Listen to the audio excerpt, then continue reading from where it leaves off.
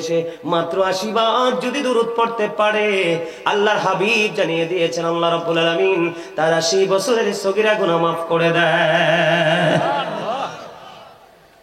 দাইলামি শরীফের মধ্যে এসেছে বন্ধু হাদিস কানা, হযরতে আনাস রাদিয়াল্লাহু তাআলা থেকে হাদিস কানা বর্ণিত। আপনার আমার প্রাণের নবী তিনি জানিয়ে দিয়েছেন, কেউ যদি প্রতিদিন রাসূলকে মহব্বত করে ভালোবেসে 1000 বার যদি দুরূদ পড়তে পারে রে, জান্নাত না দেখা পর্যন্ত তার মরণ হবে না। জোরে জোরে কন্যা সুবহানাল্লাহ। তাহলে এই জায়গাটাও আমাদেরকে একটু খেয়াল রাখতে হবে বন্ধু। আপনি কোরআন তেলাওয়াত করতে হবে, নামাজ পড়তে হবে, নবীর প্রেমের দুরূদ পড়তে হবে, সামাজিক বন্ধনে আবদ্ধ হতে হবে, সামাজিক যে সম্প্রীতি আপনার আমার মধ্যে সেটাকে জাগিয়ে তুলতে হবে। এখন আমরা যে মুসলমান, বন্ধু আমরা নামের মুসলমান, মুসলমানের মুসলমানিত্ব মুসলমানের কাছে নাই। আমার কথাগুলো আপনাদের কাছে একটু খারাপ লাগতে পারে। এখন আমি এই কথাগুলো কেন বললাম? এই কথাগুলো বলার কারণ আছে বন্ধু। যেখানে যাবেন, মসজিদে যাবেন, আগে কোনো মুসল্লি নাই আছে, জামাতের আগ দিয়ে দেখবেন মুসল্লি, আবার দেখবেন জামাত শেষ করার পরে দেখবেন মুসল্লি নাই।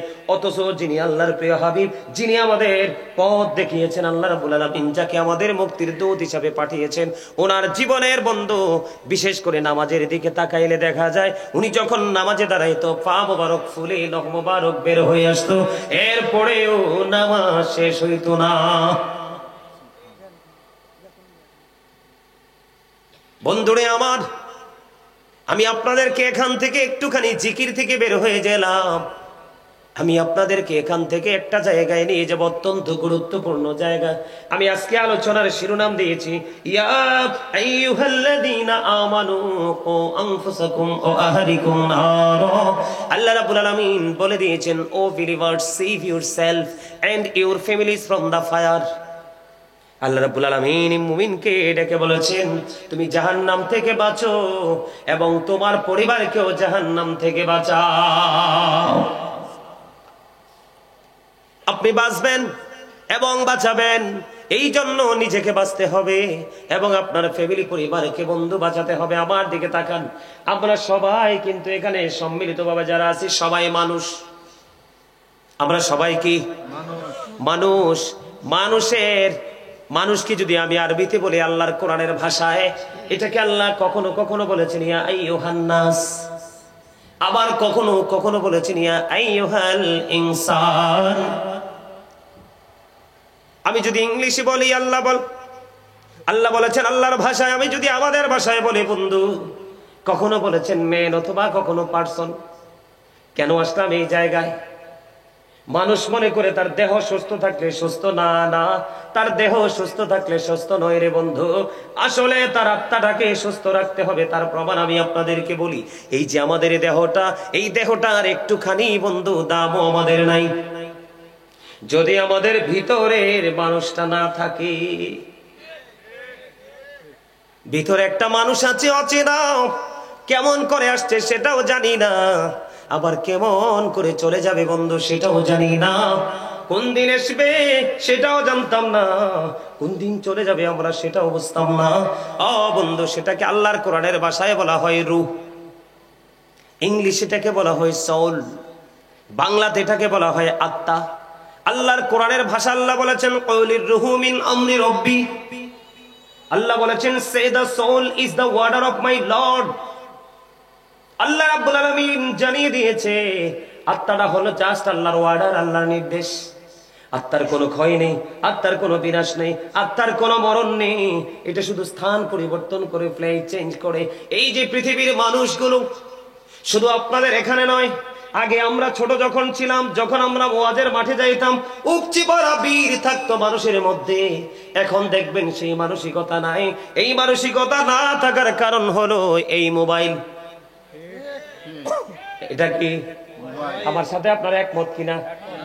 এই মোবাইল, এটাকে সবাই যদিও বলে বন্ধু মোবাইল, আমি এটাকে বলে বিষাক্ত সাপ। বন্ধু, দুনিয়ার সাপে কামড় দিলে বিষ নামানো যায়, কিন্তু এই সাপের সবল দিলে বিষ নামানো যায় না, মানুষের জীবন পুরো ধ্বংস হয়ে যায়। কথা বলেন না কেন? আজকে বন্ধু মোবাইলের কারণে মানুষের চরিত্র শেষ, মানুষের ঈমান শেষ, মানুষের আমল শেষ, মানুষের দৃষ্টি শেষ। আমি আস্তে আস্তে করে আপনাদের কাছে আসবো এই জায়গায়। একটুখানি বন্ধু মনটা দিয়ে শুনবেন, বেশি লম্বা সময় আলোচনা করব না আপনাদেরকে বিরক্ত করে। যতক্ষণ আপনারা শুনবেন ততক্ষণই বন্ধু শোনাবো। এই যে আমি বললাম দুটো জিনিস, একটা হলো দেহ আর একটা হলো দেহের ভিতর আত্মা। আপনার আমার মধ্যে যেদিন দেহের মধ্যে আত্মা ছিল না সেদিন আপনি আমিও ছিলাম না। আজকে দেহের মধ্যে আত্মাটা আছে, আপনি আমি আছি। যেদিন আবার আত্মা চলে যাবে সেদিন আপনি আমি যদি বলি আমার দিকে তাকান, I am a dead, you are dead, আপনি আমি আমরা সবাই মৃত। আমরা সবাই কি মৃত্যুবরণ করার পরে আপনার আমার ঠিকানা কোথায়? এখন কবরটা কি জানেননি? বন্ধু, যদি এই দুনিয়ার মানুষ কবর কি জিনিস জানতো, হাসর কেমন জানতো রে, ওই ফিউচার কেমন যদি জানতো, এই পৃথিবীর মানুষ লটারির মাধ্যমে হলেও আগে আসতো। হাসতো খুবই অল্প, কাঁদতো বন্ধু অনেক বেশি। এই পৃথিবীর মানুষ নির্বোধ হয়ে গেছে। একদিকে মোবাইল, আরেকদিকে হলো পৃথিবী। আল্লাহ রাব্বুল আলামিন সূরা আলে ইমরানের 185 নম্বর আয়াতের শেষ অংশে বলে দিয়েছেন, ওয়ামাল হায়াতুদ দুনিয়া ইল্লা মাতাউল গুরুর। এই দুনিয়ার জীবন, এই পৃথিবীর জীবন একটা ধোঁকা, একটা প্রতারণা ছাড়া আর কিছুই না। আপনার আমার ঠিকানা হবে কবর।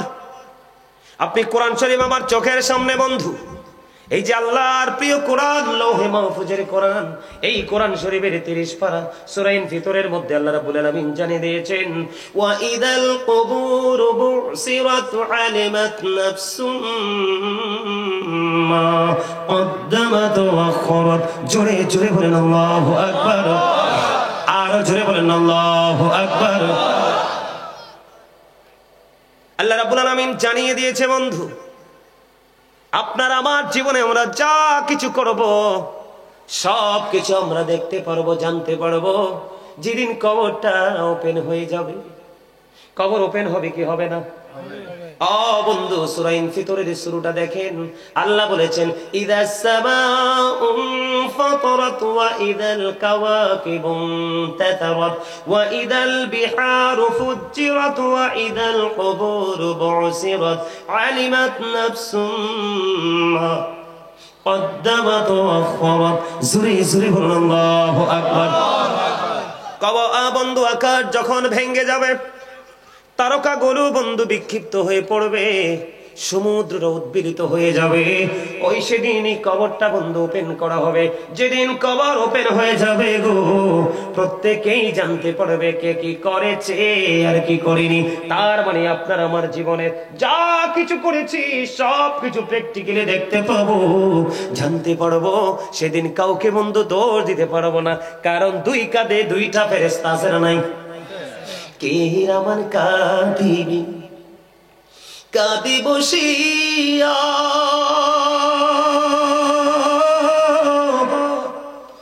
সকল কর্ম লিখিতেছি হুকুমনিয়া, আল্লাহর হুকুমনিয়া। 40 কদম হাঁটিয়া আসবেরি সজন, মুনকারে নাকির হাজির হইবি রে তখন। ঘুমটা খুলিয়া সওয়াল করিবেন তখন, 40 কদম হাঁটিয়া আসবে রে সজন। আসবে কি আসবে না সেই দিন? আল্লাহ বলেছেন কবরটা ওপেনিং হয়ে গেলে আপনার আমার জীবনে কে কি করেছি সব কিছু প্রকাশ হয়ে যাবে।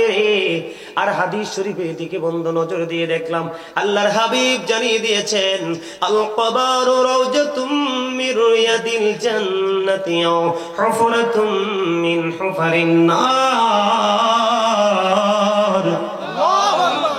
আল্লাহর হাবিব তিনি জানিয়ে দিয়েছেন বন্ধু, কবরটা জান্নাতের একটা বাগান হবে রে, জাহান্নামের একটা গর্ত হবে। আপনার আমার জীবনে কবরকে কোন রূপে দেখতে চাই? কথা বলেন না, কোন রূপে? জান্নাতের বাগান দেখতে চাই। তাহলে আপনি যিনি জান্নাত বানাইছে, যিনি আমাদের জন্য অবর্ণনীয় সুখের জায়গা জান্নাত বরাদ্দ করে রেখেছে, ওই জায়গাটাতে যেতে হলে ওই মালিকের অর্ডার মতো চলতে হবে কি হবে না? কথা বলেন না কেন? এখন যদি চলতে হয়, আল্লাহ রাব্বুল আলামিন পবিত্র কালামে হাকিম, আবার আমি ওই সূরায় ফিরে যাই। সূরার ভিতরের মধ্যে 30 পারা আল্লাহ বলেছেন, ফি আই সূরাতিন মা শাআ রাক্কাবা। আল্লাহ রাব্বুল আলামিন বলে দিয়েছে, আল্লাহ আমাদেরকে আল্লাহর মন মতো করে বানাইছে। আল্লাহ ক্রিয়েটেড দ্য মাইন্ড। আল্লাহর মন মতো করে আমাদেরকে বন্ধু সৃষ্টি করেছে, বানিয়েছে। একবার বুকে হাত দিয়ে বলেন, আল্লাহ রাব্বুল আলামিন আমাদেরকে আল্লাহর মন মতো করে বানাইছে। আমরা কি আল্লাহর মন মতো করে চলেছি কিনা? মন মতো পথে চলি নাই। কেমনে চলি নাই আমি সেটা আপনাদের সামনে আরেকটু পরে বন্ধু ব্যাখ্যা করব। আগে আমি আপনাদেরকে কবরের জীবনটা একটুখানি বন্ধু ঘুরে আসব, ছোট্ট করে বন্ধু একটু আমি রাউন্ড দিয়ে আসবো আপনাদেরকে নিয়ে। যাবেন নি আমার সঙ্গে? যেদিন এই দেহ থেকে আত্মাটা পার হয়ে যাবে, বের হয়ে যাওয়ার পরে আপনার ঠিকানা হবে বন্ধু কবর। এটা আপনার বাড়ির আঙ্গিনায় হতে পারে, অথবা একটু দূরে হতে পারে, অথবা পুকুর পাড়ে হতে পারে, না হয় পাহাড়ের চূড়ায় হতে পারে, অথবা গ্রামের কোনো গণকবরস্থানে হতে পারে আপনার কবর। বন্ধু এখান থেকে আমেরিকার খবর পাওয়া যায়, আমেরিকা থেকে বাংলাদেশের খবর পাওয়া যায়, কিন্তু 3.5 হাত মাটির ঘরের খবর পাওয়া যায় না। ও পৃথিবীর মানুষ, কেমন করে বললে তোমরা বুঝবা গো? বন্ধু এতটা ভয়ঙ্কর হবে। পরকালের কথা চিন্তা করে মা আয়েশা কান্দে। আমার নবীজি প্রশ্ন করলেন, আয়েশা রে তুমি কান্দো কেন? ইয়া রাসূলুল্লাহ, ইয়া হাবিবাল্লাহ, নবী গো, কান্নার কারণ হলো গো, ওই হাসরের ময়দানে নারী পুরুষ কি উলঙ্গ অবস্থায় থাকবে? নবীজি বললেন, হ্যাঁ তারা উলঙ্গ অবস্থায় থাকবে। ইয়া রাসূলুল্লাহ, কেউ কি কারো দিকে নজর দিবে না? আমার নবী বললেন, না না আয়েশা রে, কেউ কারো দিকে নজর দিতে পারবে না। কেন রে? এটা অত্যন্ত ভয়ঙ্কর হবে সেই দিনটা। কম্পনটা অত্যন্ত ভয়ঙ্কর হবে। ইন্না জালজালাতাস সাআতি শাইউন আযীম। জোরে জোরে বলুন আল্লাহু আকবার। কিয়ামতের দিনের কম্পন অত্যন্ত ভয়ঙ্কর। আল্লাহ রাব্বুল আলামিন বলেছে, যখন আপনি কবরে যাবেন, ওপারে আপনার জীবন শুরু হয়ে যাবে বন্ধু। আল্লাহ রাব্বুল আলামিন বলেছে, বান্দা সাবধান হয়ে এসো, ইন্না বাতশা রাব্বিকা লাশাদীদ। আল্লাহ বলেছেন, the seizing of Allah is difficult. আল্লাহর ধরা, আল্লাহর পাকড়া বড় কঠিন, আল্লাহর ধরা বড় শক্ত ধরা। হুজুর, আল্লাহকে শুধু ধরেই ক্ষান্ত হয়ে যাবে না, না। আল্লাহ রাব্বুল আলামিন বলেছেন, ইন্নাল্লাহা সারিউল হিসাব। Allah is quick to take account. Allah হিসাব গ্রহণে অত্যন্ত তৎপর। আমার কথাগুলো আপনারা খেয়াল করেননি? আমার কথাগুলো কি আপনাদের কাছে খারাপ লাগে নাকি ভালো লাগে? ও বন্ধু, আল্লাহ বলেছে আল্লাহর বান্দাকে শক্ত করে ধরবে, ধরাটা খুবই কঠিন হবে, হিসাবটাও নিবে চুকিয়ে চুকিয়ে। ও বন্ধু, সেদিন যদি তুমি বিপদে পড়ে যাও, এই যুগের মানুষ আমি দেখতে পাই রে, ম্যাক্সিমাম মানুষ বন্ধু বিপদে পড়ে আছে। ম্যাক্সিমাম মানুষ, যদিও তারা এটা বুঝতে পারে না, পৃথিবীর কিছু সময় তারা মনে করতেছে খুবই সুখে আছে, তারা খুবই দুঃখের মধ্যে আছে রে। তার কারণ হলো, আমার দিকে তাকান, অত্যন্ত ভয়ঙ্কর হবে বন্ধু বিপদগ্রস্ত মানুষের জন্য। আল্লাহ বলেছে, এই পৃথিবীর বুকে তুমি বিপদে পড়লে সাহায্যকারী পাও, অসুস্থ হলে ডাক্তার খুঁজে পাও, কিন্তু পারে তোমারটা হবে বড় ভয়ঙ্কর। আল্লাহ বলেছেন, লা ইয়ামুতু, people will not die that day। সেদিন মানুষ বন্ধু মরতে পারবে না। আল্লাহ বলেছেন, ফিহা ওয়ালা ইয়াহইয়া, people will not be able to live that day। সেদিন মানুষ বাঁচতেও পারবে না। আল্লাহ বলেছেন, ওমা human হাবিগাইবিন, people will not be able to escape that day। সেদিন মানুষ সেখান থেকে পালাইতেও পারবে না। মানুষ সেদিন বাঁচতেও পারবে না, মরতেও পারবে না, পালাইতেও পারবে না। বন্ধু, পাপীদের জন্য খাবার বরাদ্দ আছে। কি আছে? দোজখীদের জন্য, পাপীদের জন্য খাবার বরাদ্দ আছে। এই খাবারটার নাম হলো বন্ধু তিনাতুল খাবার। ইয়া রাসূলুল্লাহ, ইয়া হাবিবাল্লাহ, নবী গো, এই তিনাতুল খাবালটা কি গো? আমার নবীজি জানিয়ে দিয়েছেন এই তিনাতুল খাবালটা হলো আরেকটা জাহান্নামের নিংড়ানো রক্তপুঁজ। নাউজুবিল্লাহ বলেন না, আরে আরো জোরে বলেন না, নাউজুবিল্লাহ। রক্তপুঁজ কি মানুষ খেতে পারে? এটা কোনোদিন সম্ভব? খেতে হবে বন্ধু। পানির তৃষ্ণা লাগবে, পানির জন্য পাগল পারা হয়ে যাবে। হাদিস শরীফের মধ্যে এসেছে পানি বরাদ্দ দেওয়া হবে। এতটাই গরম, এতটাই উত্তপ্ত, মাথা দিয়ে ডালতে দেরি, পেটের মধ্যে ঢুকতে দেরি করবে না। আর পেটের মধ্যে ঢোকার পরে সবকিছু বন্ধু নরম করে লিকুইড করে বের করে দিবে। বন্ধু, ওই যে বলেছি বাঁচতেও পারবো না, মরতেও পারবো না, পালাইতেও পারবো না। এত কষ্ট, এত দুঃখ, এত যন্ত্রণা কে হবে সেদিন? আপনার আমার সঙ্গী, আপনার আমার সঙ্গী বন্ধু সেদিন কেউ হবে না। আমরা না মেনেছি বন্ধু আল্লাহর হুকুম, না ধারণ করেছি, না লালন করেছি আল্লাহর হাবিবের আদর্শ। আমরা নবীকে দেখতে পাইনি। আলেম ওলামারা, যুগে যুগে আলেমরা আপনাকে আমাকে ইনস্ট্রাকশন দিয়েছে বন্ধু, আমরা তাদেরকেও মানতে পারিনি। বরং এখন আলেমরা সত্য কথা বললে মসজিদের মিম্বার থেকে নামাই দেয়, আছে না নাই? এই ইদানিং বন্ধু অনেক খতিব সাহেবের চাকরি চলে গেছে হক কথা বলার কারণে। এটা হলো বন্ধু দুনিয়ার মানুষের জন্য বড় অভিশাপ। আপনাদেরকে আমি যদি বন্ধু আরেকটু বলি বিপজ্জনক কথা, জাহান্নামীদেরকে আল্লাহ রাব্বুল আলামিন একবারে কম আযাব যদি বলে, আগুনের এক জোড়া জুতা বন্ধু বানিয়ে দেওয়া হবে, পরিয়ে দেওয়া হবে।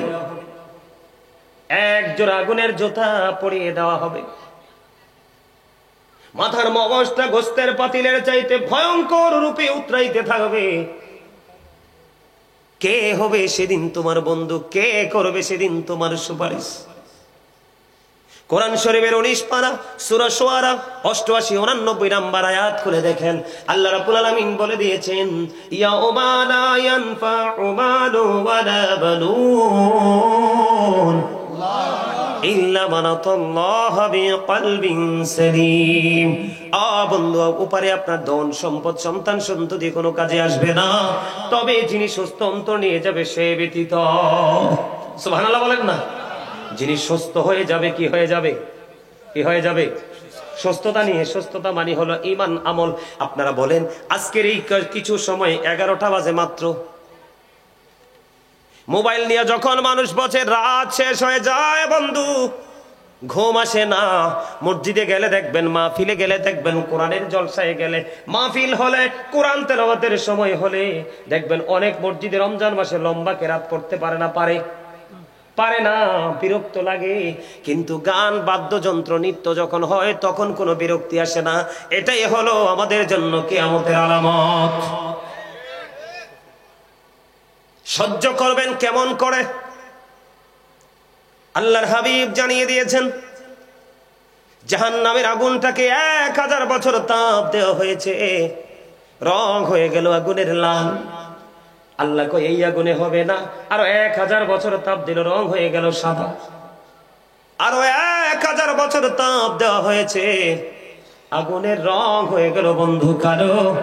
এক এক করে 3000 বছর আগুনটাকে উত্তপ্ত করে ওই পাপী মানুষের জন্য বরাদ্দ করে রেখেছে।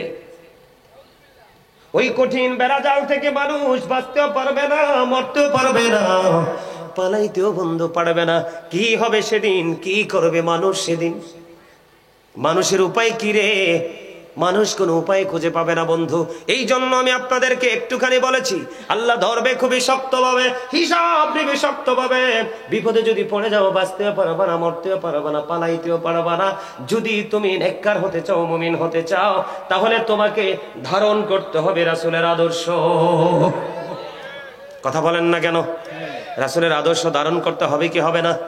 রাসূলের কথা মানলে লাভ না লস? নবীজির কথা সত্য না মিথ্যা? 100% না 50%? 100% সত্য যদি মনে করেন, তাহলে আমি আপনাদেরকে বলবো, আজকের শুধু নয়, যখন যে জায়গায় মাহফিল হবে, উলামায়ে কেরামদের জবান থেকে পবিত্র কথা শুনবেন, একটু একটু করে জীবনের মধ্যে পরিবর্তন আনবেন। আপনি রাত এবং দিন যেই কোনো সময় আপনি আমল করেন, যেই কোনো সময় পৃথিবীর কাজ নিয়ে আপনি ব্যস্ত থাকেন, কিন্তু বন্ধু এই দুনিয়ার বুকে আপনি একটুখানি করে করে আমল করতে হবে, না হয় আপনার কবর থেকে পুরো জীবনটা বিপন্ন হয়ে যাবে।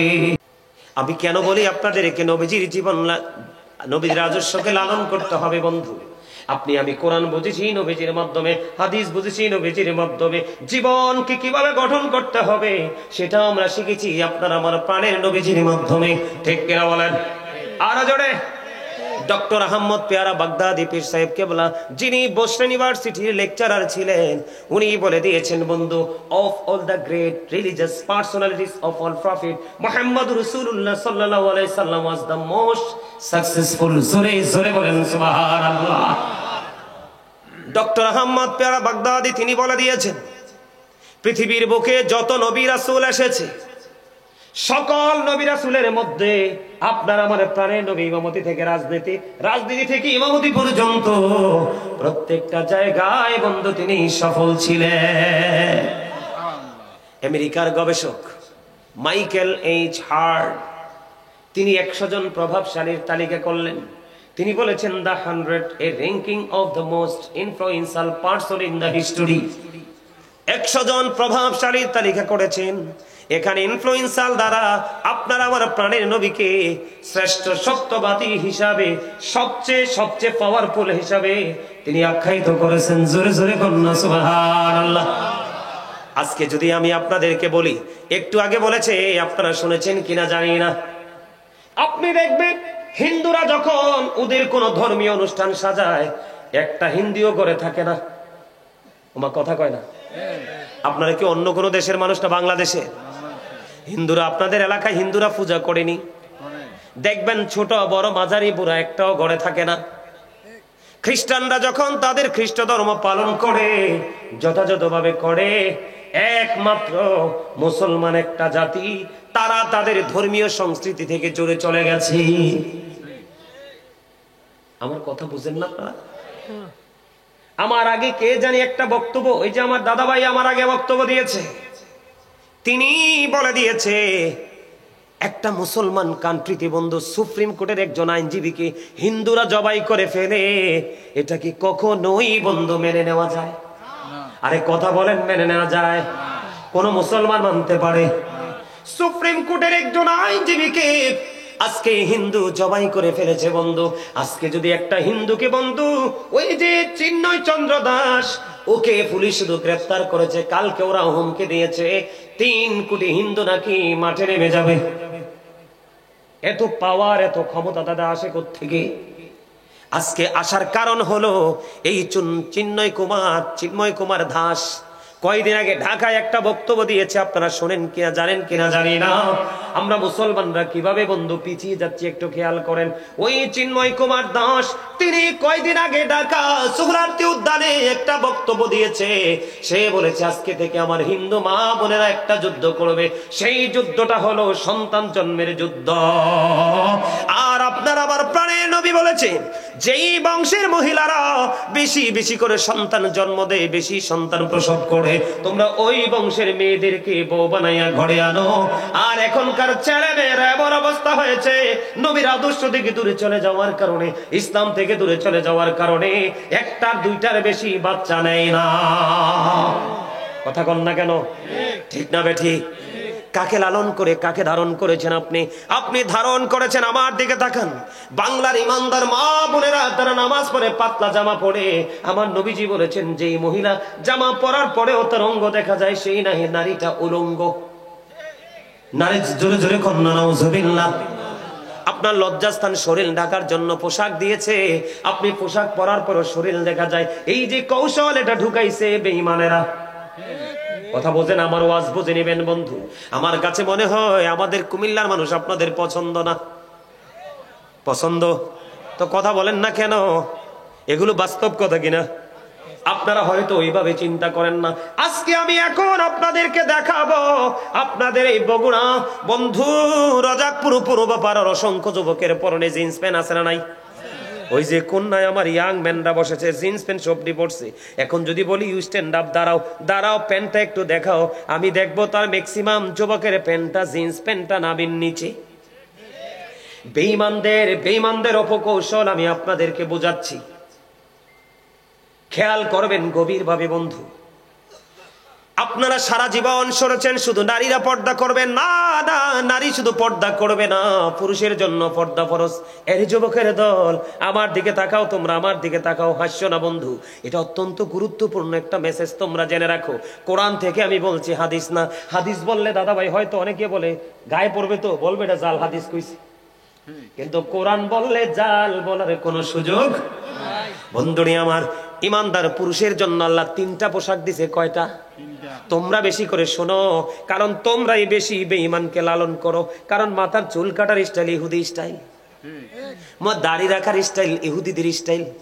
তোমরা কেন বোঝো না দাড়ি রাখা নবীর সুন্নাহ? আর তুমি এমন ভাবে দাঁড়িয়ে রাখছো, নেইমার মেসির মতো দুষ্ট লোক দাঁড়িয়ে রেখেছে, তুমি তার স্টাইলে দাঁড়িয়ে রাখলা, কোনোদিন কোন ইমাম সাহেবকে প্রশ্ন করলা না। তুমি কেন বুঝো না? তুমি যে জিন্স প্যান্টটা পরেছো, আল্লাহ বলেছেন লিবাসুত তাকওয়া যালিকা খায়র। 3টা পোশাক দিয়েছেন আল্লাহ, একটা হলো লজ্জাস্থান ঢাকার পোশাক, আরেকটা হলো বন্ধু সাজের পোশাক, আরেকটার মধ্যে বন্ধু আরেকটা হলো তাকওয়ার পোশাক। আল্লাহর কাছে সবচেয়ে প্রিয় হলো তাকওয়ার পোশাক। বলো হুজুর তাকওয়ার পোশাকটা কোনটা? আপনি লুঙ্গি পরেন, প্যান্ট পরেন, পায়জামা বলেন, ট্রাউজার পরেন, যেটাই পরেন, আমার দিকে তাকান, উপর দিয়ে থাকবে নাভি বরাবর অথবা নাভির উপরে, আর নিচের দিক দিয়ে থাকবে টাকনুর উপরে। এরে বগুড়ার যুবক, রোজাকপুরের যুবক রে, কত অন্যায় তোমরা করছো। বুখারী শরীফের মধ্যে এসেছে হাদিস খানা, যেই পুরুষ ইচ্ছে করে করে অহংকার করে করে ঝুলিয়ে ঝুলিয়ে টাকনুর নিচে পোশাক পরবে, বিজ্ঞান বলে তার যৌবনের দিক দিয়ে ছেলেরা দুর্বল হয়ে পড়বে, তাদের যৌবন যথাযথ কাজ করবে না। এটা সায়েন্টিফিক গবেষকদের কথা। আর কোরআন এবং হাদিস বলে, বুখারী শরীফের মধ্যে এসেছে, এই জিন্স প্যান্ট যারা ইচ্ছে করে যে কোনো পোশাক ইচ্ছে করে টাকনুর নিচে ঝুলিয়ে ঝুলিয়ে পড়বে, তার ঠিকানা হবে জাহান্নাম। কেন হবে জাহান্নাম? এই দিক দিয়ে উপরের দিকে নাভি বরাবর, আর নিচের দিক দিয়ে থাকবে টাকনুর উপরে। এই কন্ডিশনে পোশাক পরা এটা ফরজ। আজকে তুমি এই পোশাক, আগে কিন্তু দাদা ভাই আপনারা দেখছেননি, আপনারাও তো ইয়াং ছিলেন, এই পোশাক কি ছিল? আপনারা কিছু মনে করবেন না, লজ্জা নয় বন্ধু, জানতে হবে। আমার কাছে অবাক লাগে, একটা যুবকের বাড়িতে মা আছে, বোন আছে, চাচি আছে, দাদি আছে, আছে না নাই? সেই জিন্স প্যান্টটা পরার পরে তার নাভির নিচের অঙ্গ দেখা যায় না। মসজিদে যখন রুকু দেয়, জিন্স প্যান্টটা পইরা রুকু দেয়, পিছনের কাতার থেকে আরেকজন তার লজ্জাস্থানটা দেখতে পায়। কথা কন না কেন? এই ক্ষেত্রে যদি আমি একটা কথা বলে ওয়াজ করবো না কি আপনাদেরকে একটার পর একটা মেসেজ দিব, বুঝে উঠতে পারতেছি না, কারণ আপনাদের মানসিকতা আমি এখনোই বুঝতে পারি নাই। এবার আবু বকর সিদ্দিক প্রশ্ন করলো, ইয়া রাসূলুল্লাহ, আমার যখন পোশাকটা আমি যখন পরি, মাঝে মাঝে পোশাকটা টাকনুর নিচে চলে আসে, চলে আসার পরে আমি আবার এটাকে উঠাই ফেলি, ইয়া রাসূলুল্লাহ, আমি কি সাজার অন্তর্ভুক্ত হব? এবার আমার নবী বললেন, না না, যিনি এটা অন্যায় হচ্ছে বুঝতে পারার পরে আর অন্যায় করে না, তার জন্য কোনো সাজা বরাদ্দ হয় না। এটার প্রমাণ হলো বন্ধু, আল্লাহ বলেছেন আল্লাযীনা আমানু, যারা ঈমান এনেছে, ওয়া কানু ইয়াত্তাকুন, এবং তাকওয়া অবলম্বন করেছে, লাহুমুল বুশরা, তাদের জন্য সুসংবাদ, ফিল হায়াতিদ দুনিয়া, দুনিয়ার জীবনে, অফিল আখিরাহ, এবং পরকালের জীবনে। এ বগুড়ার আমার বাপ, আমার বোনেরা, আপনাদের কি বলছি গো, আপনার ছেলে যখন বড় হয় সে কি করে আপনাকে নজর রাখতে হবে। বাবা গো, ছেলেটা বড় হয়ে গেছে, মেয়েটা বড় হয়ে গেছে, কি করে আপনাকে একটু নজর রাখতে হবে। ছেলেদেরটা থাকার কথা উপরে, এটা চলে গেছে নিচে, মেয়েদেরটা থাকার কথা নিচে, এটা উঠে গেছে উপরে। এটা হলো বেঈমান কাফেরদের একটা অপকৌশল। জোরে জোরে বলেন না নাউজুবিল্লাহ। আজকে থেকেই প্যান এইভাবে পড়বেন নি, লুঙ্গি পড়বেন নি, এটা টোটালি নিষেধ, শরীয়ত সম্মত নয় বন্ধু। এবার আসেন, আমরা ব্রাশ করি এখন, টুথব্রাশ, ঠিক কিনা বলেন? আপনি কি জানেন এই ব্রাশের খবর? আল্লাহর হাবিব আমাদেরকে বলেছে মেসওয়াক করতে, আমরা করি ব্রাশ। হুজুর, এই ব্রাশটা আবিষ্কার হলো কোত্থেকে? বাংলার আনাচে কানাচে আগের যুগের মানুষ এখনো অনেক আলেম দেখা যায়, অনেক মানুষ দেখা যায় যাই থাক বা না থাক মেসওয়াকটা কোটে থাকে, আছে না নাই? কিন্তু বন্ধুরি আমার, মেসওয়াক ইউজ করা নবীর সুন্নাত। নবীজি বলে দিয়েছে, নবীজি বলেছে আমার উম্মতের জন্য কষ্ট হবে, যদি কষ্ট না হইতো রে আমি বলতাম প্রত্যেক নামাজের আগে যেন সে মেসওয়াক করে, কারণ সুস্থ থাকার জন্য মেসওয়াকেরও গুরুত্বপূর্ণ ভূমিকা আছে। কিন্তু আপনারা আমার জীবনে দেখা যায় বন্ধু আমরা ব্রাশ নিয়ে পড়ে আছি, এটা বেঈমান কাফেরদের একটা অপকৌশল। এই ব্রাশ আবিষ্কার করেছে সর্বপ্রথম বেঈমান কাফেররা বন্ধু। এবার আসেন আমার দিকে, আগে আমাদের এই যে আজকে আমার কাছে খুব ভাল লাগছে একটা শব্দ শুনে বন্ধু, বড় ভাল লাগছে যে রোজাকপুর পূর্বপাড়া ফোরকানিয়া মাদ্রাসা ময়দান। এখন দেখবেন ফোরকানিয়া মাদ্রাসা শব্দটা সহজে মিলে না, পাওয়া যায় না। এখন ফোরকানিয়া মাদ্রাসার জায়গা দখল করে নিয়েছে বন্ধু কিন্ডারগার্টেন। মুসলমানের বাচ্চারা জীবন ভর তারা কি করবে? সকালে উঠে কোরআন তেলাওয়াত করবে। এখন ইংলিশ ম্যান বানানোর জন্য আপনার বাচ্চাকে আপনি ফোরকানিয়া মাদ্রাসার দরজা চিরতরে তালা দিয়ে কিন্ডারগার্টেনে ঢুকিয়ে দিলেন, কোরআনকে সকালবেলা থেকে দূরে সরিয়ে দিলেন। এটাও বেঈমানদের একটা অপকৌশল। বন্ধু চক্রান্ত করতে করতে করতে করতে করতে করতে একদিন দেখবেন ওই বেঈমানেরা এত কঠিন চক্রান্ত বন্ধু করবে, যেই চক্রান্তের শিকার আপনি আমিও হতে পারি। আপনি মনে করেন না যে আজকে চট্টগ্রাম সুপ্রিম কোর্টের একজন আইনজীবীকে হত্যা করেছে, তারা অন্যজনকে যে হত্যা করবে না বন্ধু, এটা আপনি কোনোদিন মনে করবেন না। আমি উক্তি থেকে বন্ধু কথা বলি না, যুক্তি দিয়ে কথা বলি না, আমি কোরআন হাদিসের উক্তি থেকে কথা বলি। আল্লাহ রাব্বুল আলামিন পবিত্র কালামে হাকিমে তিনি বন্ধু জানিয়ে দিয়েছেন, ইন্নাল কাফিরিনা কানু লাকুম আদুওয়াম মুবিনা। আল্লাহ রাব্বুল আলামিন বলেছেন, দ্য হেরিটেক্স are the eternal enemy of the believers. ঈমানদারদের প্রকাশ্য শত্রু হলো বেঈমানেরা। আর আজকে আমরা সেই বেঈমানের আদর্শকে লালন করছি। কথা বলেন না কেন? সমাজের মধ্যে গান বাদ্যযন্ত্র আছে না নাই? আরো জোরে বলেন আছে না নাই? বিয়ের মতো একটা পবিত্র কাজ, এই পবিত্র কাজের মধ্যে পর্যন্ত গান বাদ্যযন্ত্র হয় কি হয় না? আমি আপনাদেরকে বলে দেই বন্ধু, আমি আপনাদেরকে বলে দিই, আল্লাহর হাবিব বলে দিয়েছেন কিয়ামতের আগে পৃথিবীর বুকে গান বাদ্যযন্ত্র বেড়ে যাবে। এটা হলো কিয়ামতের আলামত। রাসূল বললেন কিয়ামতের পূর্বক্ষণে এক শ্রেণীর মানুষ দেখা যাবে, তাদের চেহারাটা বিকৃত হয়ে যাবে, মাটির মধ্যে তাদেরকে গ্রথিতকরণ করা হবে। ইয়া রাসূলুল্লাহ, তারা কি তাওহীদ মানবে না? তারা কি রিসালাত মানবে না? রাসূল বলেছেন ওয়াইয়াসুমুন ওয়াইয়াহুজ্জুন ওয়াইয়ুসাল্লুন, তারা নামাজ পড়বে, তারা হজ করবে, তারা রোজা রাখবে। ইয়া রাসূলুল্লাহ, তারপরেও কি তাদের এই সাজাটা বহাল থাকবে?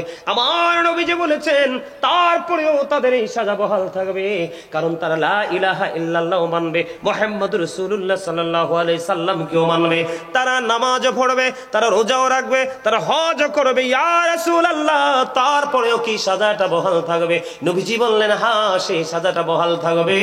ও নবী, কেন গো? তারা বন্ধু মদের আসর বসাবে, গান বাদ্যযন্ত্র নিয়ে তারা মেতে থাকবে। আপনাদেরকে আমি আজকে বলি, আমাদের সমাজের মধ্যে জুয়া আছে না নাই? এটা বিধর্মীদের সংস্কৃতি। কথা কয় না ওমা? কথা কয় না? এটা কার কাজ? বিধর্মীদের কাজ, বেঈমান কাফেরদের কাজ। জুয়া খেলা আছে না নাই? এটা বেঈমানের কাজ। মদ খাওয়া আছে না নাই? বন্ধুরে আমার, আল্লাহর কোরআনের ভাষা আমার নিজের কথা না। আল্লাহ কোরআনে বলেছেন ইন্নামাল খামরু ওয়াল মাইসিরু ওয়াল আনসাবু ওয়াল আজলামু রিজসুম মিন আমালিশ শাইতান। আল্লাহ রাব্বুল আলামিন জানিয়ে দিয়েছেন মদ, জুয়া, মূর্তি, ভাগ্য গণনা এগুলো ঘৃণ্য বস্তু, শয়তানের কাজ। আমি আগে বলেছি শয়তান আপনার আমার চিরশত্রু, বলেছে কে? এখন আপনার আমার সমাজে গান বাদ্যযন্ত্র আছে কিনা? আপনারা আমার দিকে খেয়াল করেন। আল্লাহর হাবিব বলেছেন নামাজও পড়বে, রোজাও রাখবে, হজও করবে, আল্লাহকে মানবে, রাসূলকে মানবে, তারপরেও তাদের এই সাজাটা বহাল থাকবে। আল্লাহ রাসূল আরো বলে দিয়েছেন মাটির মধ্যে পানি দিলে যেমনি ফসল জন্ম হয়, ঠিক তেমনি ভাবে গান থেকে মানুষের মনের করে নোংরামি সৃষ্টি হয়। নাউজুবিল্লাহ বলেন না? বন্ধুরে আমার, গানের আসরে যাওয়া পাপ, কান লাগাইয়া গান শোনা ফাসিকি। আর গান শোনার পরে যদি বলে কই হি ভেরি ফ্যান্টাস্টিক, তখন যদি বন্ধু হয়ে যাবে এটা কুফরি। গানের আসরে যায়, মনে রাখবেন, গান বাদ্যযন্ত্র মিউজিকের আসরে যায় পাপীরা। কান লাগাইয়া গান শুনে ফাসিকরা। গান শোনার পরে যদি বলে কয় ফ্যান্টাস্টিক, মজা হয়েছে, আল্লাহর হাবিব জানিয়ে দিয়েছেন গান শোনার পরে কেউ যদি কয় খুব সুন্দর মজা পাইছি, সে যেন কুফরি করে ফেললো। জোরে জোরে বলেন না নাউজুবিল্লাহ। আজকে বাংলাদেশে ইহুদিদের সংস্কৃতি কায়েম হচ্ছে। আপনারা আমার দিকে তাকান, কয়দিন আগে দেখলাম এক বাবার 5টা সন্তান, 5টাই বন্ধু অফিসার, কিন্তু বাবা মার ঠিকানা বৃদ্ধাশ্রম। এইটা আসছে পশ্চিমা দেশ থেকে। কথা কয় না কেন? এটা কোত্থেকে এসছে? আপনারা জানেন কিনা জানি না বন্ধু, ইহুদিদের সংস্কৃতি সন্তান বড় হওয়ার পরে বাবা মা শাসন করতে পারে না। যদি বাবা মা কোনো সন্তানকে আঘাত করে তাকে পানিশমেন্ট নিতে হয়। অথচ বন্ধু, গবেষক কোরআন হাদিস বলতেছে paradise of the child under the feet of the mother, মায়ের পায়ের নিচেই সন্তানের জান্নাত। আর আমরা সন্তান হিসেবে আমাদের মান্য করা হলো we should Obi our parents. আমাদের প্রত্যেকের উচিত হলো পিতামাতাকে মান্য করা, ঠিক কিনা বলেন? আর পিতামাতার দায়িত্ব হলো every parent should take care their children very carefully. প্রত্যেকটা পিতামাতার উচিত সন্তানের দায়িত্ব যত্ন সহকারে পালন করা। আজকে পশ্চিমা সংস্কৃতির মধ্যে বাবা মা তার দায়িত্ব পালন করবে সন্তানের, এটা নাই, কেড়ে নিয়েছে। সন্তান বাবা মাকে আদর করে বুকে জড়িয়ে রাখবে, বন্ধু, সেটাও তারা কেড়ে নিয়েছে শুধুমাত্র পৃথিবীর একটু লালসা দিয়ে। জোরে জোরে কন্যা নাউজুবিল্লাহ। আমার কথাগুলো আপনারা বুঝতেছেননি? বন্ধু, এই যে বললাম গান বাদ্যযন্ত্র, মদ খাওয়া, হযরতে ইমাম আযম আবু হানিফা রাহমাতুল্লাহি আলাইহি তিনি বলেছেন, তোমরা যদি কোনো মানুষকে দেখো মদ পান করতে, তোমরা তাকে 80টা ডোরা মারো। কেন গো? কারণ হলো মদ পান করার পরে তার মস্তিষ্কটা কি হয়ে যায়? বিকৃত হয়ে যায়, সেন্সলেস হয়ে যায়, বিবেক কাজ করে না, তখনই সে সামাজিক অনৈতিক কাজে লিপ্ত হয়। আজকে তাদের দেশের সংস্কৃতি। আমার একজন ভক্ত, বুঝছেন, আমার কাছের মানুষ, কয়দিন আগে বন্ধু আমেরিকাতে গিয়েছিলেন তিনি অন্য দেশে। ওখান থেকে তিনি কৌশলে আমেরিকা ঢুকেছে। ঢোকার পরে তিনি আমাকে বললেন ফোন দিয়ে, হুজুর, কি এক জগতে আসলাম, মনে হয় বাংলাদেশ যেন চির শান্তির দেশ। সুবহানাল্লাহ বলেন না? ভাল লাগছে না আপনাদের কাছে? হ্যাঁ, বলে কেন গো? কয় বাংলাদেশ হলো হুজুর চির শান্তির দেশ। কেন রে? কয় ওই দেশে কেউ কাউকে আঘাত করে না, কেউ কাউকে কোনো কাজের জন্য বাধ্য করে না।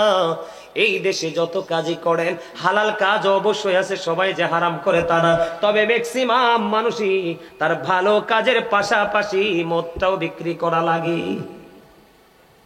নাউজুবিল্লাহ বলেন না? এটা হলো বন্ধু বেঈমান কাফেরদের অপকৌশল। আজকে বন্ধু আমার দিকে তাকান, মদ খাওয়া থেকে, জুয়া খেলা থেকে, এরপরে দেখেন আমাদের দেশের ছেলেরা যে মাথার চুল কাটে, এটা পুরোটাই বন্ধু শরীয়ত বিরোধী, ইসলাম বিরোধী। নাউজুবিল্লাহ বলবেন না? আজকে তারা চতুর্দিক দিয়ে আমাদেরকে গ্রাস করে আসছে বন্ধু। করতে করতে করতে করতে আজকে শুনতে পাইলাম চট্টগ্রামে আমাদের একজন লয়ার, একজন ব্যারিস্টার, তাকে বন্ধু তারা হত্যা করে ফেলেছে। আপনি দেখেন মুসলিম কান্ট্রিতে থেকে কত বড় দূরদর্শিতা তাদের, কত বড় পাওয়ার। এই জন্য বলেছি বন্ধু, আপনি ইসলামে রঙে রঙিন হন, এই শক্তি হলো বড় শক্তি, কারণ ইসলাম হলো আল্লাহর মনোনীত ধর্ম। আল্লাহ বলেছেন ইন্নাদ-দীনা ইনদাল্লাহিল ইসলাম। Islam is not only a religion but also complete code of life. পরিপূর্ণ এবং পূর্ণাঙ্গ জীবন ব্যবস্থা ইসলামের মধ্যে। এটার মধ্যে যদি সঠিকভাবে আসতে পারে, তাহলে কেউ কখনোই আপনার আমার ক্ষতি করতে পারবে না। কথা বলেন না? ঠিক না ঠিক? মানুষ কোন দিক দিয়ে সুস্থ আছে? আছে সুস্থ? কোন দিক দিয়ে সুস্থ নাই। আপনার আমার দেশে সুদ চলে কি চলে না? আপনাদের এই বগুড়াতে সুদ চলে কি চলে না? তো সুদ খাওয়ার পরে আপনি নিজেকে মুসলমান দাবি করতে পারেননি, আল্লাহর বান্দা দাবি করতে পারেন? সুদ কি হারাম না হালাল? এই কথা কইলে তো মসজিদের মিম্বর থেকে নামাই দিব, কব হুজুর এই জুমাটা আমি ফরাই ফেলবো, আপনি চলে যান। ঠিক না ঠিক? আছে না? এই সুদ, সুদ আপনাদের বগুড়ায় আসেনি? আছে। এটা তো হচ্ছে বেঈমান কাফেরদের কাছে একটা পান্তাবাতের মতো, শরবতের মতো। তাদের দেশে এটা বাধ্যতামূলক। তাদের দেশে আপনার বাধ্যতামূলক এই বাংলার জমিনে আপনার টাকা আপনি চাইলে যে কোনো ভাবে আপনি ইনভেস্ট করতে পারেন, কিন্তু ওই দেশে চাইলেও ইনভেস্ট করা যায় না। তারা পুরো রাষ্ট্র পুরো জাতিকে এমন ভাবে কন্ট্রোলিং এ নিয়ে এসেছে বন্ধু। আমি কোন দিক দিয়ে আপনাদের সাথে আলোচনা করব? আমরা ইসলামের বিপক্ষে যেগুলো আছে সবগুলো ধারণ করেছি, আর ইসলামের পক্ষে যা আছে সব কিছু আমরা বয়কট করেছি। কথা কন না কেন? সমাজের মধ্যে এই যে একটু আগে বললেন বাবা মার কথা, আমিও বললাম, আমার ভাইয়েরাও বলল, বাবা মার কথা বলছে কি বলছে না? ওইটা কিন্তু ওখান থেকে এখানে আসছে, হুট করে কিন্তু এটা সংস্কৃতিটা চালু হয় নাই বন্ধু। এই জন্য আমি আপনাদেরকে বলি, আমরা একটা একটা করে সবগুলো অন্যায়ের দিকে আমরা ধাবিত হয়ে গেছি। আপনাদের এই বগুড়ার মধ্যে মানুষের জায়গা দখল করেনি, কথা কয় না? করে কি করেনি? চুরি করেনি, ডাকাতি করেনি, পুকুরে মাছ মারেনি, সুদ খায়নি। বাংলাদেশের কোনো জায়গা বাকি নাই। আপনি ভালো কথা যিনি বলবে, ভালো কাজ যিনি করবে, ওনার ডাকে কেউ সাড়া দিবে না। যত অন্যায়, যত অপরাধ, যত ইসলাম বিরোধী কাজ, ওইগুলোর সাথে মানুষের সম্পৃক্ততা। আমি আপনাদেরকে ছোট্ট করে বলি বন্ধু, হাদিস শরীফের মধ্যে এসেছে, বন্ধু আল্লাহর হাবিব জানিয়ে দিয়েছেন, আপনি যদি 10টি টাকা দিয়ে একটি জামা বানান, 10 টাকা দিয়ে একটি জামা বানান, এর মধ্যে 9 টাকা বন্ধু হালাল, আর একটি মাত্র টাকা আপনার হারাম, সুদের হোক ঘুষের হোক। এই একটি টাকা যদি আপনি 9 টাকার সাথে যুক্ত করে জামা কিনা যদি আপনি নামাজ পড়েন, কিয়ামত পর্যন্ত নামাজ কবুল হবে না। হারামটা এত বড় নষ্ট জিনিস, আর ওইটা ওই দেশের মানুষের জন্য বৈধ হয়ে গেছে। এর মধ্যে আমাদের বাংলাদেশের আনাচকানা অলিগলি সবচেয়ে বেশি বিকট রূপ ধারণ করেছে সুদের ব্যবসা। কেউ ডাইরেক্টলি, কেউ ইনডাইরেক্টলি, কেউ প্রত্যক্ষ, কেউ পরোক্ষ, কোনো না কোনো কৌশল অবলম্বন করে বন্ধু সুদ খায়। লা তুকবালু সালাতুন বিগাইরি তুহুর ওয়ালা সাদাকাতুম মিন গুলুল। পবিত্রতা ছাড়া ইবাদত কবুল হয় না, হালাল টাকা ছাড়া দানও কবুল হয় না। জোরে জোরে বলেন আল্লাহু আকবার। আমি আপনাদেরকে দুটো এক্সাম্পল দিব বন্ধু, আমার দিকে তাকান। আল্লাহর হাবিব যে মেরাজে গেছে, আমরা সবাই তো সেটা জানি। আল্লাহর হাবিব যখন মেরাজে গেলেন, মেরাজ যাওয়ার পরে তিনি যখন জাহান্নামের দিকে নজর দিলেন, জাহান্নামের দিকে নজর দিয়ে চাইয়া দেখলেন এক একটা মানুষের পেট এক একটা ঘরের মতো বড় বড়। জিব্রাইলকে প্রশ্ন করলেন, ভাই জিব্রাইল, এই যে ঘরের মতো বড় বড় পেট হলো মানুষগুলো, এরা কারা? এবার জিব্রাইল উত্তর দিয়ে দিলেন, ইয়া রাসূলুল্লাহ, এগুলো হলো পৃথিবীর সুদখোর। জোরে জোরে কন্যা নাউজুবিল্লাহ। আপনার আমার প্রাণের নবী ডাক দিয়ে বললেন, এদের পেটের মধ্যে শুধু সাপ আর বিচ্ছু দেখা যায়।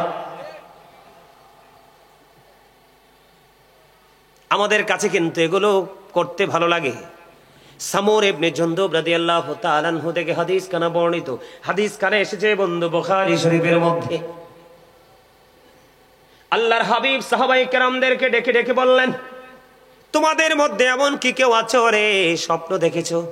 সাহাবায়ে কেরাম বললেন, ইয়া রাসূলুল্লাহ, আমাদের মধ্যে স্বপ্ন দেখেছে এমন লোক এই দুনিয়া এখন নাই। আমার নবীজি বলেছেন, আমি বরকতময় স্বপ্ন দেখেছি, তোমাদেরকে একটু বলবো কি? সাহাবায়ে কেরাম বললেন, ইয়া রাসূলুল্লাহ, আমাকে বলুন। নবীজি অনেক ঘটনা বিস্তারিত ভাবে বললেন। এর মধ্যে একটা ঘটনা আমি আপনাদেরকে বলি।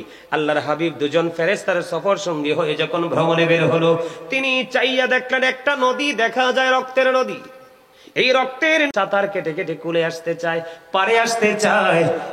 বন্ধু, পারে যখন আসতে চায়, এবার আমার নবীজি বলতেছেন, হাদিস শরীফের মধ্যে এসেছে, পারে লোকটা আসতে চায়, আর পার থেকে একজন লোক খালি পাথর নিক্ষেপ করে, সে হাজার চেষ্টা করেও বন্ধু পারের দিকে আসতে পারে না। এবার আমার নবীজি সফর শেষ হলো, ফিরে আসবে, এবার প্রশ্ন করলেন, নবীজি প্রশ্ন করলেন, ফিরে যাব, চলে যাব, কোনো দুঃখ নেই, কিন্তু এতগুলো দৃশ্য দেখেছি, তার মধ্যে একটা হলো এইটা, এটা কি রে? এবার ফেরেশতারা জানিয়ে দিলেন, ইয়া রাসূলুল্লাহ, নবী গো, এরা হলো পৃথিবীর সুদখোর। নাউজুবিল্লাহ বলেন না। রক্তের নদীর মধ্যে বন্ধু সাঁতার কাটতেছে, চেষ্টা করতেছে, কুলে আসতে পারে না। আমি যদি আপনাদেরকে বলি বন্ধু, এই সুদের জায়গাটা শেষ করে দিলাম, ছোট্ট ছোট্ট করে বলছি, আপনার আমার মধ্যে দেখা যায় এখন মিথ্যাবাদী আছে না নাই? আরো জোরে বলেন না। এই হাদিস শরীফের মধ্যে এসেছে আল্লাহর হাবিব সফরে গেলেন, সফরে যাওয়ার সময় তিনি আরেকটা দৃশ্য তিনি দেখতে পাইলেন। একটা লোক বন্ধু এই গদির মধ্যে চিত হয়ে হেলান দিয়েছে। আমার নবীজি দেখতে পাইলেন এই লোকটার এই মাথাটা এই দিক দিয়ে লোহার চিরুনিয়া আস্তা দিয়ে বন্ধু চামড়াটা তুলে ফেলা হচ্ছে, টেনে টেনে চামড়াটা তুলে ফেলা হচ্ছে। একদিক দিয়ে চামড়াটা তুলতেছে, আরেক দিক দিয়ে জোড়া লাগতেছে, একদিক দিয়ে তুলতেছে, আরেক দিক দিয়ে বন্ধু জোড়া লাগতেছে। এমনি করে করে করে করে বন্ধু যখন চলতেছে, আবার নবী সফর সঙ্গীদেরকে প্রশ্ন করলেন, এরা কারা, এরা কারা গো, এই লোকটা কে? আমার নবীজি সঙ্গে সঙ্গে জানিয়ে দিলেন, এই লোকটা হলো পৃথিবীর মিথ্যাবাদী। জোরে জোরে কন্যা নাউজুবিল্লাহ। আপনারা মনে রাখবেন, মিথ্যা হলো সকল অপরাধের মূল। যার কাছে মিথ্যা কথা খুঁজে পাবে তার কাছে বড় বড় অপরাধও খুঁজে পাবে, কারণ মিথ্যা হলো সকল পাপের প্রসূতি। জোরে জোরে নাউজুবিল্লাহ। বলে হুজুর মিথ্যা বলে কেমনে? এখন দেখবেন মানুষ মোবাইলের মাধ্যমে, সোশ্যাল মিডিয়ার মাধ্যমে বন্ধু সংবাদ পাঠক পাঠিকারা আছে, এলাকার মধ্যে চা দোকান আছে, বাড়ির মধ্যে কিছু মহিলা আছে, মিথ্যা বলে বলে মানুষের মধ্যে বিভ্রান্তি সৃষ্টি করে, আছে না নাই? ওই মিথ্যাবাদীর জন্য তো ভয়ঙ্কর সাজা হবে রে। ও বন্ধু, চামড়াটা একদিক দিয়ে তোলা হবে, আরেক দিক দিয়ে জোড়া লাগবে, একদিক দিয়ে তোলা হবে, আরেক দিক দিয়ে জোড়া লাগবে। এমনি করে করে বন্ধু তার সাজাটা কন্টিনিউ চলতে থাকবে। জোরে জোরে বলেন না নাউজুবিল্লাহ। ওই হাদিসের আরেকটা পার্ট যেটা নবীজি ফার্স্ট টাইমে দেখেছে, আমার নবীজি যাওয়ার সময় দেখতে পাইলেন একজন লোককে পাথর দিয়ে পাথর মারা হচ্ছে। যখন পাথর মারা হচ্ছে তার মাথাটা ভেঙে চূর্ণ বিচূর্ণ হয়ে যাচ্ছে। ওই যিনি পাথর মারতেছে তিনি পাথরগুলো কুড়াই আনতে যায়, টোকাই আনতে যায়, আনতে আনতে আবার চাইয়া দেখে পুরো মাথাটা আবার জোড়া লেগে যায়, ইনটেক হয়ে যায়। এইভাবে চলতে চলতে চলতে চলতে আমার নবীজি দৃশ্যটা যখন দেখতে পাইলেন, দৃশ্যটা যখন আমার আপনার প্রাণের নবী দেখতে পাইলেন, দৃশ্যটা দেখার পরে এবার ওই ফেরেশতাদেরকে প্রশ্ন করলেন, এরা কারা রে, পাথর মারে রে, মাথাটা ভেঙে যায়, পাথরগুলো আবার কুড়াই আনতে আনতে তার মাথাটা পুরো ইনটেক হয়ে যায়, কে রে, কেনই বা তার এই অবস্থা হচ্ছে, এই সাজাটা তার কেন বহাল রইল? এবার ওই ফেরেশতারা ডেকে ডেকে বলে, নবী, নবী গো, এই মানুষটার অপরাধ হলো সে রাতের বেলা তার যে ফরজ নামাজ সেটা না পড়ে সে ঘুমাই যাইত, এবং কোরআন তেলাওয়াত শিখেছিল, কোরআন তেলাওয়াত না করতে করতে সে কোরআনটা ভুলে গেছে। জোরে জোরে বলেন নাউজুবিল্লাহ। এই অপরাধ আমাদের মধ্যে আছে না নাই? এই জন্য আমি প্রায় আজে বলি বন্ধু, মুরব্বীদের অন্তর আল্লাহ রাসূলের প্রেম ভালোবাসায় ভরা, আর এই বর্তমান প্রজন্মের ম্যাক্সিমাম যুবক যুবতী তাদের অন্তর হিংসা, নোংরামি আর আত্মগরিমায় ভরা। ওমা, কথা কি ব্যাঠিক বলছি আমি? হ্যাঁ, আগের যুগের মুরব্বীদের কাছে গেলে যেই সফট আচরণ, আমলের ক্ষেত্রে বলেন, কথার ক্ষেত্রে বলেন, আপ্যায়নের ক্ষেত্রে, সব ক্ষেত্রে এখনো মুরব্বীরা যে সফট, এই জিনিসটা কিন্তু আমাদের দেশ থেকে উঠে যাচ্ছে, মুসলমানের কাছ থেকে উঠে যাচ্ছে। কেন? ওই যে রাসূলের আদর্শকে আমি কি করতে পারিনি, ধারণ করতে পারিনি। আল্লাহ রাব্বুল আলামিন, আল্লাহর হাবিব, তাদের আচরণ অত্যন্ত মধুর, অত্যন্ত মিষ্টি। আমাদের সমাজের মধ্যে জিনা ব্যভিচার আছে না নাই? কথা বলেন। ওই হাদিস শরীফের আরেকটা অংশ, আপনার আমার প্রাণের নবী ওই ফেরেশতাদের সঙ্গে সফরে বের হয়ে গেল। সফরে যখন বের হয়ে গেল, সফরে বের হয়ে যাওয়ার পরে নবীজি ওই হাদিস শরীফের আরেকটা অংশ বন্ধু, নবীজি দেখতে পাইলেন আগুনের একটা চুলা দেখা যায়, আগুনের এই চুলাটার মধ্যে বন্ধু উলঙ্গ নারী পুরুষ দেখা যায়। আমার নবীজি বললেন, এই উলঙ্গ নারী পুরুষগুলো এরা কারা রে? এবার আমার নবীকে ফেরেশতারা জানিয়ে দিলেন, ইয়া রাসূলুল্লাহ, ইয়া হাবিবাল্লাহ, নবী, নবী গো, এই যে উলঙ্গ নারী পুরুষগুলো এরা হলো পৃথিবীর জিনা এবং ব্যভিচারের কারণে ওয়ালা। জোরে জোরে বলেন নাউজুবিল্লাহ। অপরাধগুলো আমাদের মধ্যে আছে না নাই? আপনাদের বগুড়া এই বন্ধু রজাকপুর পূর্বপাড়ার ছেলেরা বাবা মাকে কষ্ট দেয়নি? দেয়? বিয়ের আগে না পরে? বিয়ের আগেও দেয়, পরেও দেয়, দেয়নি? এই যে আমার ভাই কইছে বিয়ের পরে বেশি দেয়, বিয়ের আগে কম দেয়, এটাই বাস্তবতা। বিশেষ করে দেখবেন শহরের যে ছেলেরা, শহরের মেয়েরা দুজন মিলে বন্ধু একত্রিত হয়ে মা বাবাকে বৃদ্ধাশ্রমে পাঠায়। বন্ধু, আমি আপনাদেরকে একটা গুরুত্বপূর্ণ মেসেজ দিব। বুখারী এবং মুসলিম শরীফের মধ্যে এসেছে বন্ধু এই হাদিস খানা। হাদিসটা বন্ধু অনেক লম্বা, এর মধ্যে একটা অংশ আমি আপনাদেরকে শোনাই। আল্লাহর একজন প্রিয় বান্দা ছিলেন হযরতে জুরিস। গভীর মন দিয়ে শুনেন, আমি আগেই বলেছি ছোট্ট ছোট্ট করে আপনাদেরকে আমি একটা একটা করে এক্সাম্পল দিব বন্ধু। আপনারা এখানকার মানুষ কি গভীর রাইত হলেও আর শোনে না? না আমারই মনে হয় পছন্দ করছে না। হ্যাঁ করছে তো, এরকম রাইত হইলে ধরে আমার এসার পরে মাইক দিলেন না কেন? গজল কইতাম। ও আমার মা নাই, আমার বাবা নাই, দয়াল রে দয়াল, আমার কি মা ডাকার সাদ নাই রে, আমার কি বাবা ডাকার সাদ নাই রে। ও আমার মা নাই, আমার বাবা নাই, দয়াল রে দয়াল, আমার কি মা ডাকার সাদ নাই রে।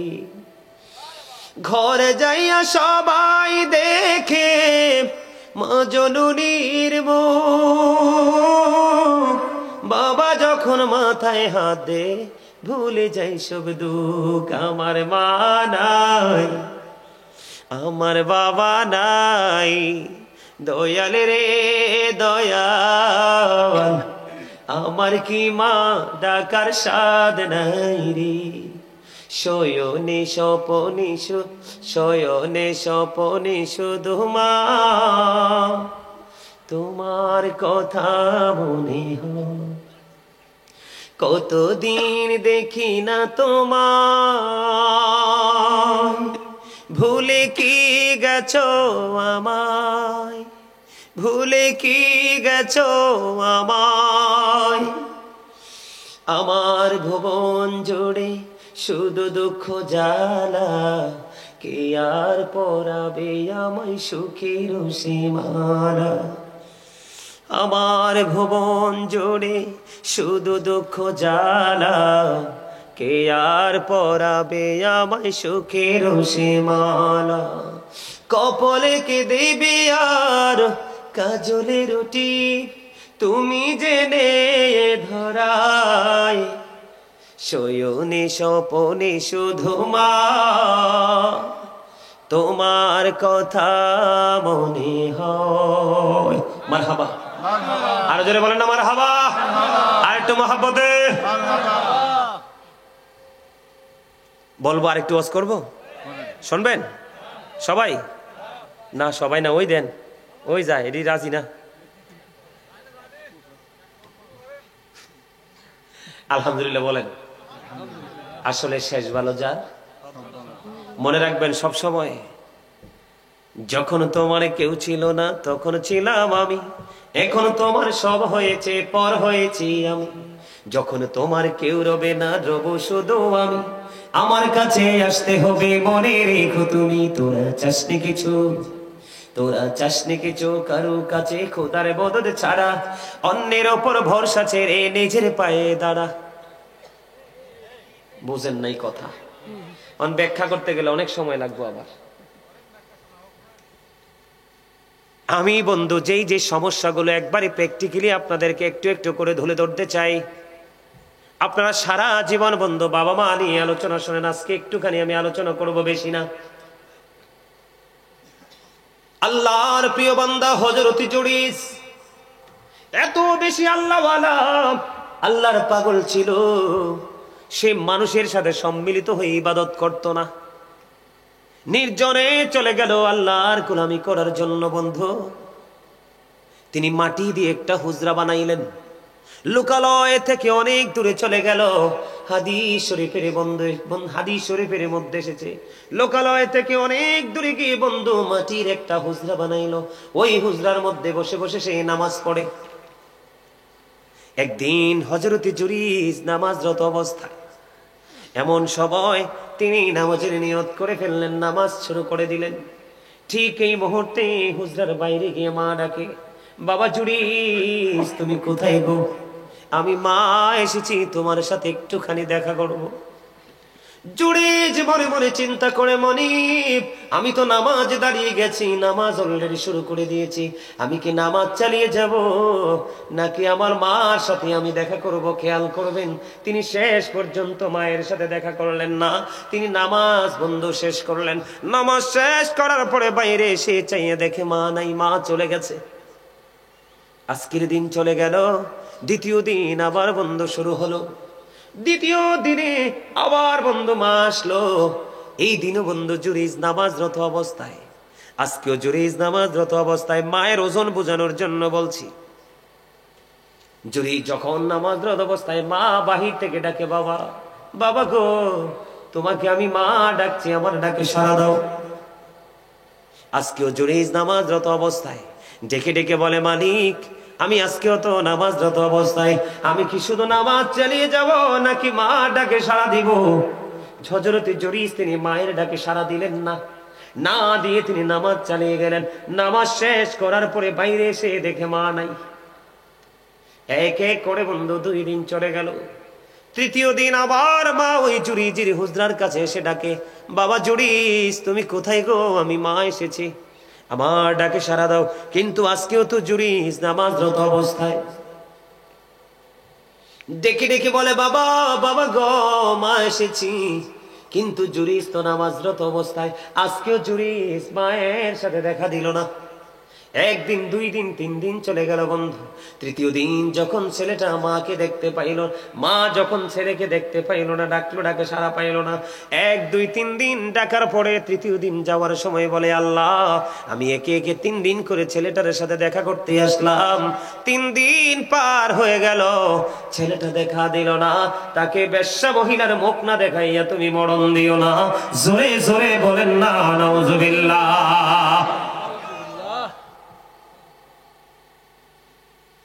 ছেলে তো মাকে গালি দেয় নাই, মাকে কোনো কষ্ট দেয়নি, ছেলে তো নামাজরত অবস্থায়, কিন্তু মা তো বরদোয়া দিয়ে দিল, অভিশাপ দিয়ে দিল বন্ধু। পাশেই ছিল এক বেশ্যা মহিলা, গর্ভবতী। এটা হাদিস শরীফ থেকে প্রমাণ, বুখারী এবং মুসলিম শরীফের মধ্যে এসেছে। যখন তিনি দেখলেন ওই বেশ্যা মহিলা পাশেই বন্ধু তার গর্ভে সন্তান আছে, তখন এই মানুষ তাকে প্রশ্ন করতে শুরু করলো, বেশ্যা মহিলা কি তোমার এই পেটের সন্তান তুমি কোত্থেকে নিয়ে এসেছো? এবার ওই বেশ্যা মহিলা একটা ডাক দিয়ে বললেন, আমি সন্তান এনেছি ওই জুরিজ থেকে। আসলে জুরিজ এটার কিছুই জানে না। কৌশল কোনটা? মায়ের অভিশাপ। এবার বন্ধু বেশ্যা মহিলার সন্তান প্রসব করে ফেললো। সন্তান প্রসব করার পরে বন্ধু, সন্তান প্রসব করার পরে মানুষ প্রশ্ন করতে শুরু করলো, তোর এই বাচ্চা কোত্থেকে নিয়ে এসেছো? এবার ওই বেশ্যা মহিলা ডেকে ডেকে বলে, গো এই সন্তান আমি এনেছি জুরিজ থেকে। আসলে জুরিজ কি কিছু জানে? জুরিজ তো কিছু জানে না। এবার বন্ধু আপনারা দেখেন, আপনাদের বগুড়া এটা হয় কি হয় না জানি না, কিন্তু আমাদের কুমিল্লাতে আমি দেখেছি বন্ধু, চোর চুরি করলে দোষ হয় না বন্ধু, সন্ত্রাসী কর্মকাণ্ড করলে কোনো দোষ হয় না, কিন্তু ইমাম সাহেব ছোট্ট একটা অন্যায় করলে এটা মানুষ সহ্য করে না। আছে না নাই? নামাজি ফরেজগার আল্লাহওয়ালা মানুষের ত্রুটি কখনোই সাধারণ মানুষ মেনে নেয় না। ঠিক তেমন হয়েছিল জুরিজের জামানায়। তখন তৎকালীন সময়ে মানুষগুলো কি করলো, জুরিজকে মারার জন্য চলে আসলো বন্ধু। তার ওই হুজরাটা ভেঙে ফেললো, তাকে বন্ধু প্রহার করতে শুরু করলো, টেনে হেসড়ে তার হুজরা থেকে বের করে নিও। জুরিজ বারবার প্রশ্ন করে, কি আমার অন্যায়, কি আমার অপরাধ? আমি কি করেছি? কয় তুমি অবৈধভাবে বেশ্যা মহিলার গর্ভে সন্তান দিয়েছ। কোথায় সেই সন্তান? জুরিস বললেন সন্তানটাকে আমার কাছে নিয়ে এসো। এবার জুরিস কি করলেন? ওযু বানাইয়া নামাজ পড়লেন 2 রাকাত। নামাজ শেষ করে ডাক দিয়ে বললেন ওই বাচ্চাটা কোথায়? আমার সামনে নিয়ে আসো। বাচ্চাটাকে যখন সামনে নিয়ে আসা হলো, ওই বাচ্চাটার পেটটার উপর হযরত জুরিজের হাতটা, পবিত্র হাতটা রেখে রাখার পর একটা ডাক দিয়ে বললেন, বাবু তুমি বলে দাও তোমার বাবাকে। এবার এই ছোট্ট মাসুম বাচ্চার জবান খুলে গেল। ওই ছোট্ট মাসুম বাচ্চা বন্ধ জবান খুলে ইশারা করে আঙ্গুল দিয়ে দেখিয়ে দিল, ওই রাখাল আমার বাবা। আওয়াজ করে বলেন না আল্লাহু আকবার। আমি আপনাদেরকে বুঝাইতে চেয়েছি এই জিনিসটা। যেই বাচ্চা, মাসুম বাচ্চা, মাত্র নবজাত শিশু দুনিয়ার বুকে এসেছে, ওই বাচ্চার পেটের উপর হাত দিয়ে প্রশ্ন করার পরে যদি ছোট্ট ছেলের জবান খুলে যায়, আল্লাহ যদি ওই হাতের বরকতে ছোট্ট ছেলের জবান খুলে দেয়, তাহলে জুরিজের মর্যাদা আছে না নাই? পাওয়ার আছে না নাই? নামাজরত অবস্থায় তার দাম আছে না নাই? কিন্তু তারপরেও মা যখন দরখাস্ত করে দিল আল্লাহর কাছে, নেগেটিভ দরখাস্ত, আমার এই সন্তান এক এক করে 3 দিন পর্যন্ত আসলাম দেখার জন্য, আমার এই সন্তান আমাকে দেখা দিল না রে। তাকে বেশ্যা মহিলার মুখ না দেখাইয়া মরণ দিও না। আপনি দেখেন বেশ্যা মহিলার সাথে তার কলঙ্ক জড়িয়ে গেছে। এতে বোঝা যায় ও বগুড়া রজাকপুর পূর্ব পাড়ার মানুষ, এতে বোঝা যায় রে মায়ের মর্যাদা বন্ধু অসম্ভব। ঠিক কিনা বলেন? এটা কল্পনা করা যায় না। ও বন্ধু, মায়ের মর্যাদা, বাবার মর্যাদার সীমানা কত দূর, এটাকে অস্বীকার করা যায় না। মায়ের চেহারার দিকে একটা বার তুমি নজর দিবে, একটা হজের সওয়াব। ইয়া রাসূলুল্লাহ, দৈনিক যদি 100 বার তাকাই গো, তাহলে 100 হজের সওয়াব। এবার যদি আমি বাবার কথা বলি, আমাদের দেশে বাবারাও কিন্তু অনেক লাঞ্ছিত, অপমানিত। ঠিক কিনা বলেন? একজন ব্যক্তি এসে নবীকে প্রশ্ন করলেন, ইয়া রাসূলুল্লাহ, আমার বাবা আমার সম্পদ নিজের মতো করে খরচ করতে চায়। আমার নবীজি জানিয়ে দিলেন, শুধু তুমি না, শুধু তোমার সম্পদ না, তুমি নিজেও তোমার বাবার সম্পদ। বাবা তোমাকে যেমনি তেমনি তোমাকে কি করতে পারবে? কাজে লাগাইতে পারবে। বাবাকে কিছু তুমি বলতে পারবা না। যে সন্তানটা বাবার অবাধ্য হয়ে যায়, এটা আল্লাহর অবাধ্য হয়ে যায়। মা বাবার অবাধ্য সন্তান কখনোই দুনিয়ার বুকে আলোর মুখ দেখে না, এবং হাসরে প্রশ্নই আসে না। এই সমস্যা আমাদের দেশে আছে না নাই? সম্মানিত উপস্থিতি, আমি আপনাদেরকে বিনীতভাবে অনুরোধ করব, আমি অনেকগুলো কথা বলেছি, এই কথাগুলোর আওতা থেকে আমাদেরকে বের হয়ে আসতে হবে। ওইদিকে তাকান। বেশি বেশি করে মুসলমানকে দেখা মাত্রই সালাম দিয়ে দিবেন। কি দিয়ে দিবেন? সামাজিক সম্প্রীতি, একটা বন্ধনে আবদ্ধ হওয়ার জন্য গুরুত্বপূর্ণ ভূমিকা রাখে কিন্তু সালাম। দেখা মাত্রই সালাম দিয়ে দিবেন। কোন মানুষ যখন ইন্তেকাল করে, কি করে? তার জানাজায় শরীক হবেন। কেউ যদি অসুস্থ হয়, তাকে দেখতে যাবেন। এখন তো আমাদের এমন অবস্থা হয়েছে, সুস্থ থাকতে দেখেন, আর অসুস্থ তো দূরের কথা। আল্লাহ রাসূল বলেছে, আমাদেরকে দেখান, একজন মানুষকে দেখতে গেলে, আপনি রোগীকে দেখতে গেলেন, যতক্ষণ না পর্যন্ত আপনি আপনার গন্তব্যে ফিরে আসবেন, ততক্ষণ পর্যন্ত আল্লাহ রাসূল বলে দিয়েছে, তোমরা রোগী দেখতে তো যাওনি, তোমরা যেন জান্নাতের ফল কুড়াইতে গেছো। আরে সুবহানাল্লাহ বলেন না? কি করেছো? তোমরা রোগী দেখতে যাওনি, তোমরা মূলত গেছো রোগী দেখতে। কোরআন হাদিসের ভাষায়, আল্লাহ রাসূলের ভাষায় সেটা হলো, তোমরা রোগী দেখতে তো যাওনি, তোমরা জান্নাতি ফল কুড়িয়েছো, ঝুরি ভরেছো। আরো মজার খবর আছে, আমাদের দেশে অনেক আত্মীয় স্বজন আছে না? আপনাদের বগুড়ার আত্মীয় আছে না? ঢাকা আছে না? এরকম বগুড়া থেকে ঢাকা যাইতে অনেক সময় লাগে। যেমন আমি তো বড়ি আপনাদেরকে, বগুড়া থেকে ঢাকা গেলেন, রুগী একজন অসুস্থ, রাত্রে আর ফিরে আসা সম্ভব না। আপনি তাকে, রুগীটাকে দেখে আপনি আস্তে আস্তে সকাল হয়ে যাবে। আল্লাহর হাবিব বলে দিয়েছেন, বিকাল বেলা যেই ব্যক্তি গেল, সকাল বেলা ফিরে আসলো, আল্লাহর হাবিব জানিয়ে দিয়েছে ওই রোগী দেখতে যিনি গেল তার জন্য 70,000 ফেরেশতা আল্লাহর কাছে মাগফিরাত কামনা করতে থাকে। আবার কেউ যখন সকাল বেলা যাবে রে, বিকেল বেলা ফিরে আসবে, আল্লাহর হাবিব জানিয়ে দিয়েছেন শিফট আকারে ফেরেশতারা সকালে গেলে বিকালে, বিকালে গেলে সকালে, শিফট আকারে ফেরেশতারাও ওই ব্যক্তির জন্য বন্ধু মাগফিরাত কামনা করতে থাকে। এই আদর্শ আমাদের আসেনি?